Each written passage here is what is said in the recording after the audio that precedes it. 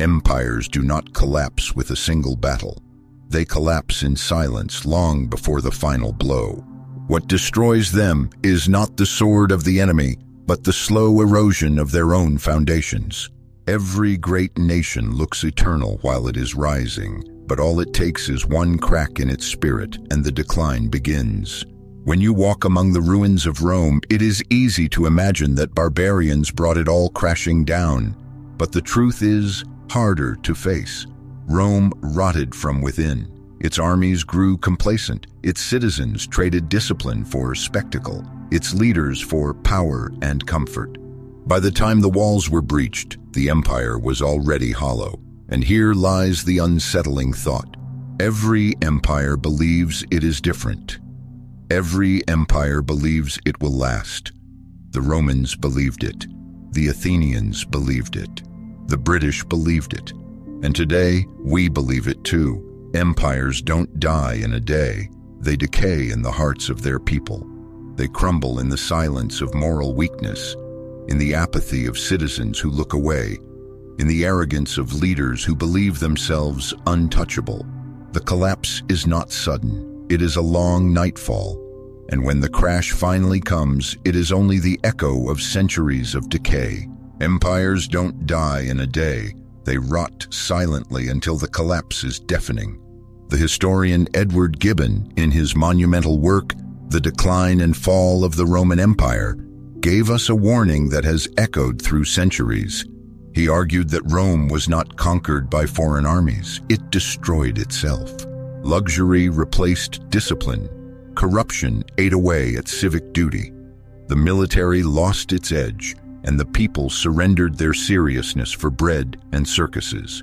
The empire was not killed. It committed a slow suicide. This is the first truth we must face. Power is not stolen. It decays from within. What looks like sudden collapse is in fact the final stage of a long disease. Gibbon saw it clearly. He did not describe Rome's fall as a single cataclysm, but as a gradual rot, so gradual that citizens barely noticed until it was too late. Even in the midst of Rome's decline, one voice stood out, almost pleading with his age.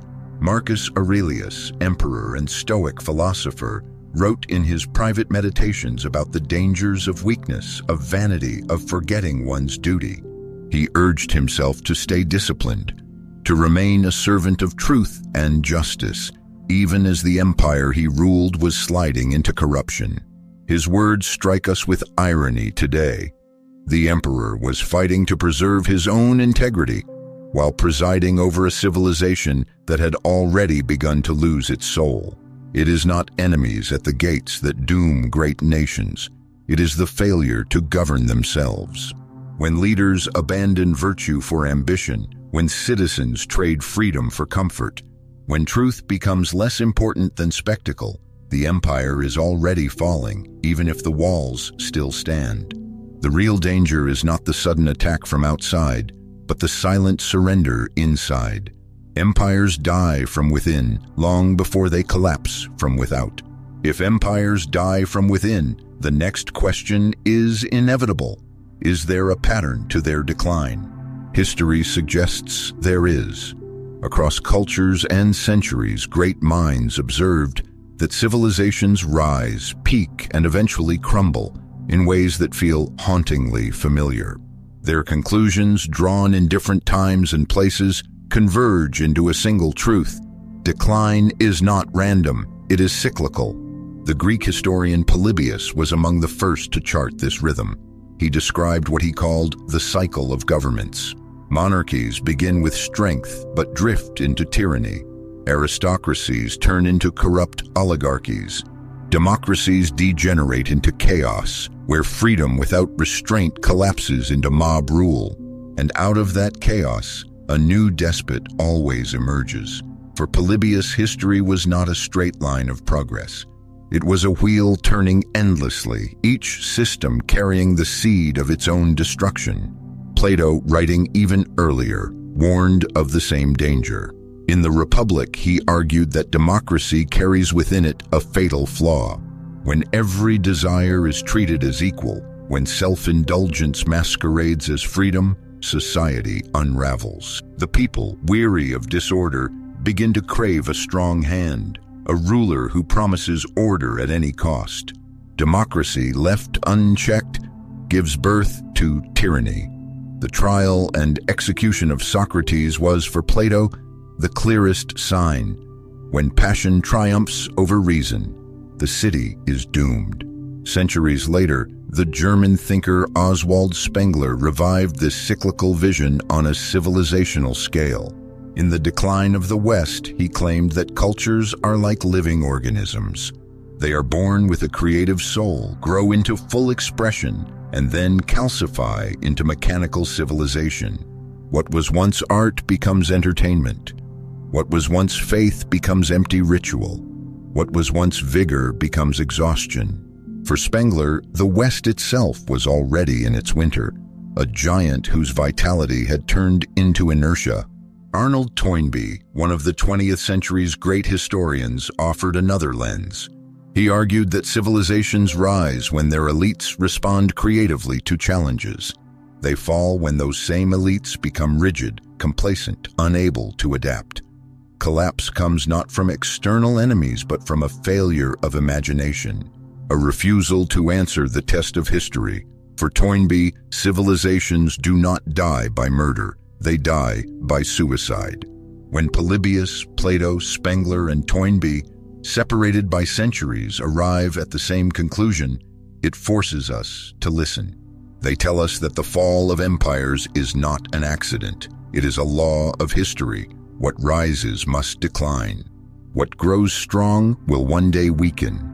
And the very qualities that build an empire, its power, its wealth, its freedom, can also become the seeds of its undoing. The question then is not if decline will come, it is when, and more urgently, how will we recognize it when it arrives? If the cycle of decline is real, then how do we know when an empire has entered its final stage? History gives us a checklist. 7 signs that appear again and again across Rome, Athens, and every civilization that rose high before it fell. They are not abstract theories, they are symptoms you can see in daily life, if you know where to look. Sign 1, corruption and privilege. Machiavelli warned that corruption is the surest mark of decay. When laws no longer apply equally, when the wealthy and powerful bend rules for their own gain, the state is already sick. Gibbon saw this in late Rome, senators enriching themselves while the empire's strength drained away. Once public office becomes a personal profit machine, collapse is only a matter of time. Sign 2, luxury and bread and circuses. Rome's people, once hardened by struggle, grew soft with abundance. They traded duty for indulgence, responsibility for spectacle. Give them bread and circuses, wrote the satirist Juvenal, and they will not care who rules. Gibbon echoed this judgment. A nation addicted to entertainment and comfort cannot summon the discipline to survive. Sign 3, moral exhaustion and nihilism. Nietzsche saw it as the great danger of modern man, the loss of meaning. When a culture can no longer say why it exists, it drifts into cynicism. In Rome, in Weimar Germany, in every late-stage empire, pleasure becomes the highest value because nothing higher remains. Without a shared sense of purpose, collapse follows. Sign 4, the fracture of truth. Plato warned that when rhetoric replaces reason, truth itself dissolves. Orwell, centuries later, showed how language can be twisted until lies become indistinguishable from reality. Late empires always lose their common ground. Citizens retreat into factions, each with its own truth, until no dialogue is possible. A society without shared reality cannot hold. Sign 5, bureaucratic bloat. Toynbee described it as the failure of creative response. Leaders, instead of adapting, multiply regulations, agencies, and systems of control. The empire becomes a machine that consumes itself, strangling initiative under endless paperwork. Rome's bureaucracy swelled as its vigor faded, until the state became more burden than guardian. Sign 6. The collapse of civic discipline. Marcus Aurelius reminded himself daily to stand upright, to endure hardship, to act with justice. But when citizens abandon discipline, when public virtue gives way to private indulgence, the empire loses its backbone. Aristotle warned that a republic can only survive if its people cultivate virtue. Without it, freedom becomes license, and license destroys itself. Sign 7. Worship of distraction. In the late empire, entertainment was not just common, it was sacred. Gladiatorial games in Rome, mass spectacles in Byzantium, and today, the flood of endless media. Orwell feared a boot stamping on a human face. McLuhan feared something subtler, people drowning in distraction, losing the ability to think. A nation that forgets how to focus cannot defend itself. 7 signs, each on its own, is troubling. Together they are fatal. And if you trace them across history, from Rome to Athens to the fading of Britain, you will find the same pattern repeating. It is not invasion that ends an empire. It is corruption, luxury, nihilism, fractured truth, bloated bureaucracy, lost discipline, and the cult of distraction. If these signs mark the twilight of nations, the pressing question is unavoidable. Are we seeing them now? If the signs of decay are visible in institutions, they are only reflections of something deeper. Empires fall not only because their systems corrode, but because the people inside them surrender. The rot begins in the human soul. Carl Jung called it the collective shadow. Every individual has impulses they deny, fears, resentments, desires they refuse to face. When these shadows are ignored, they grow stronger, and what is true of a person is true of a society. A nation that refuses to confront its own darkness breeds it in the collective. It projects the enemy outward while the real enemy grows within. Erich Fromm saw the same danger in Escape from Freedom. When the burden of responsibility becomes too heavy, people do not embrace liberty, they flee from it.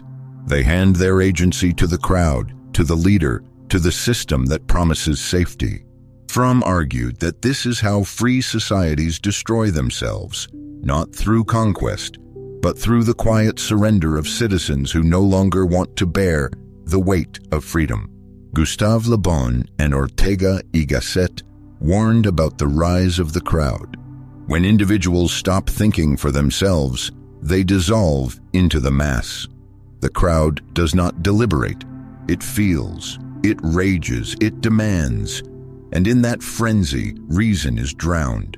In every late-stage empire, the rational citizen is replaced by the emotional mob. The actor becomes the spectator. The builder becomes the audience. And an audience cannot sustain a civilization. This is the psychological truth beneath every collapse. Empires fall when citizens no longer govern themselves, when they choose comfort over courage, distraction over discipline, dependence over freedom. The fortress is not breached from without. It is abandoned from within. An empire can survive invasions. It cannot survive apathy. The pattern is not speculation. It is played out again and again, etched in the ruins of civilizations that once thought themselves immortal. Take Rome. Gibbon's masterpiece describes it with merciless clarity. The empire was not defeated in a single battle. It bled itself dry with corruption, indulgence, and endless spectacle. Bread and circuses pacified the people while senators enriched themselves. By the time the Goths entered the city, Rome was already a husk. The fall was only the final act of a tragedy written from within. Look to Athens. Plato himself lived through the decline of the world's first great democracy. He watched the city descend into chaos, where popular passion drowned sober reason. In that frenzy, the Athenians condemned Socrates to death. silencing the very man who might have saved them. For Plato, this was not just injustice. It was proof that democracy without restraint destroys itself. Athens fell, not because it lacked brilliance, but because it could not discipline its freedom. Even the British Empire, modern and mighty, followed the same arc. At its height, it spanned continents, commanded seas, and believed its dominion eternal. But the costs of empire grew greater than its capacity to sustain them. Innovation slowed. Creativity waned. Colonies, once obedient, began to rise. Toynbee argued that Britain's fall was not caused by external enemies but by a failure of response. The leadership could not adapt, and the burden of empire crushed its foundations. Rome, Athens, Britain, different cultures, different centuries, same pattern. None were defeated before they first defeated themselves.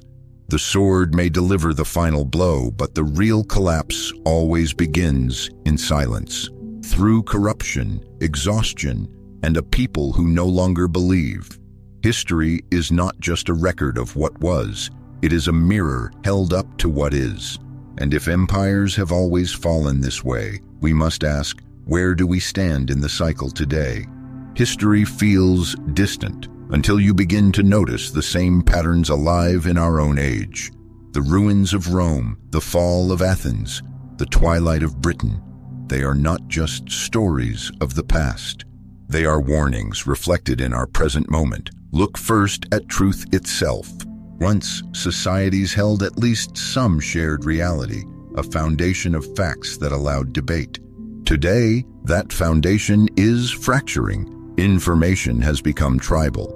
Each group lives in its own echo chamber, with its own truths, its own enemies, its own realities. Orwell warned that when words lose their meaning, freedom loses its anchor. A society without shared truth cannot endure. Consider also the way we consume the future. Rome had bread and circuses. We have digital circuses, a flood of entertainment so constant it leaves no room for silence, reflection, or duty. We borrow against tomorrow to pay for pleasures today, trusting that the system will never break.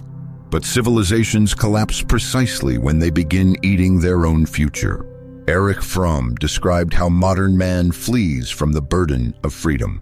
We see it now in the quiet apathy of citizens who no longer wish to bear responsibility. "It's not my problem" becomes the motto of the age. Apathy is not neutral, it is surrender. And surrender, multiplied across millions, hollows out the very core of a nation. Even our relationship to reality has shifted. Marshall McLuhan warned that the medium shapes the message. In our time, image dominates substance. What looks good replaces what is good. Appearances become more important than truth. Leaders craft brands instead of vision. Citizens chase likes instead of virtue. Rome had its spectacles in the Colosseum. We have ours in glowing screens. The difference is only of technology, not of essence. When you put these pieces together, the resemblance is uncomfortable. A society addicted to distraction, a truth shattered into fragments, a people drifting into apathy, an image replacing reality. If it looks like a late-stage empire, if it acts like a late-stage empire, if it distracts itself like a late-stage empire, then perhaps we are already living in one. History is not repeating word for word, but its rhyme is unmistakable.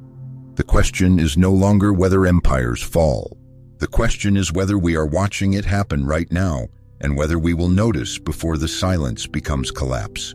If we are living in a late-stage empire, what is left for the individual?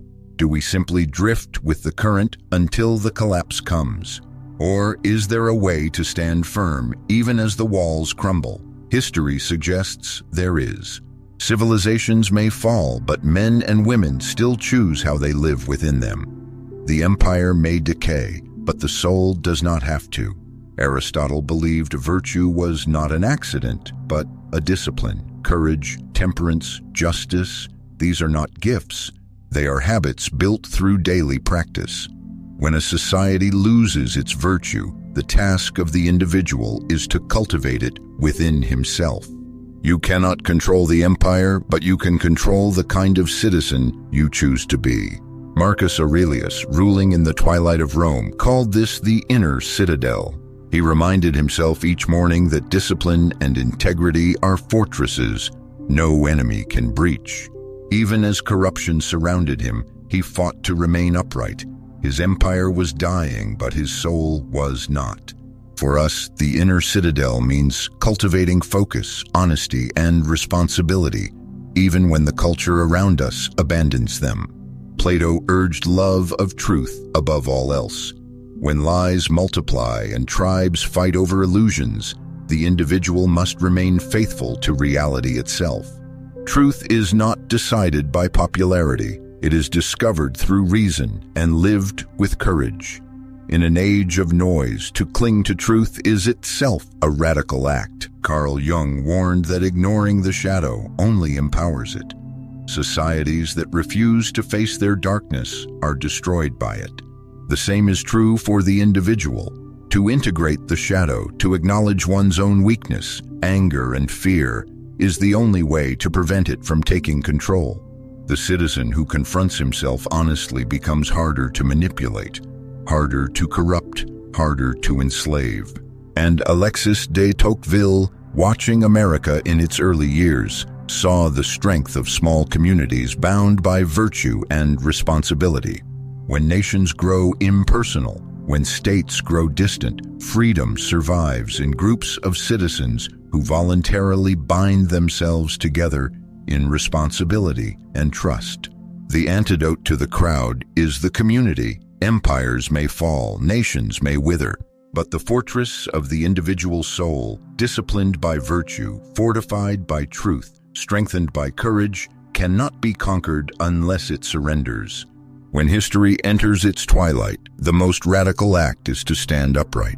Empires rise, empires fall. That rhythm is older than memory, but within that rhythm, the individual still has a choice. A man cannot stop the tide of history, but he can decide how he will stand as it rises.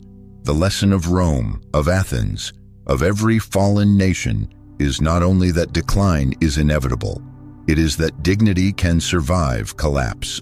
When walls crack and institutions fail, what remains is the courage of citizens who refuse to surrender their soul. So let this be the oath of a free man in an unfree time. Stand upright, seek truth, carry responsibility. These are the pillars no empire can give you and no empire can take away.